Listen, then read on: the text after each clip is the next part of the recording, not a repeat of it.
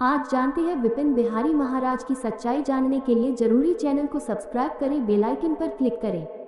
विपिन बिहारी महाराज भावनाओं या अफवाहों के बजाय संतुलित और तथ्यात्मक नजरिया रखें।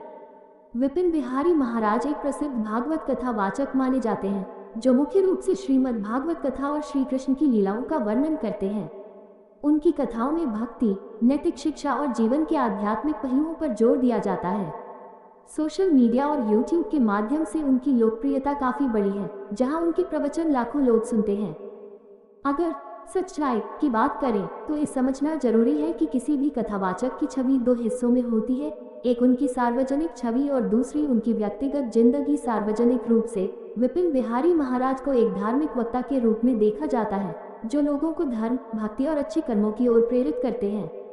जहां तक विवाद की बात है, अभी तक उनके खिलाफ कोई बड़ा या आधिकारिक रूप से साबित गंभीर विवाद सामने नहीं आया है, जैसा कि कई बड़े धार्मिक व्यक्तियों के साथ देखने को मिलता है।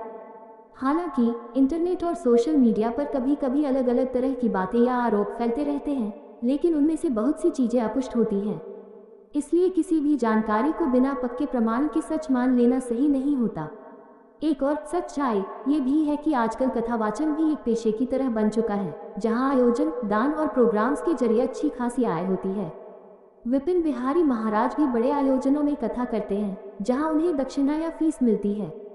ये धार्मिक परंपरा का हिस्सा है, लेकिन कुछ लोग इसे व्यावसायिक नजरिए से भी देखते हैं। यही वजह है कि कई बार आलोचना भी होती है। उनकी कथाओं की खासियत यह मानी जाती है कि वे सरल भाषा में जटिल आध्यात्मिक बातों को समझाते हैं, जिससे आम लोग आसानी से जुड़ पाते हैं। उनके प्रवचन में भावनात्मक जुड़ाव भी होता है, जो श्रोताओं को प्रभावित करता है।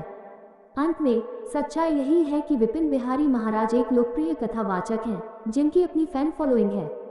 उनके बारे में सकारात्मक और नकारात्मक दोनों तरह की बातें मिल सकती हैं, लेकिन किसी निष्कर्ष पर पहुंचने से पहले विश्वसनीय स्रोतों और अपने अनुभव पर भरोसा करना चाहिए।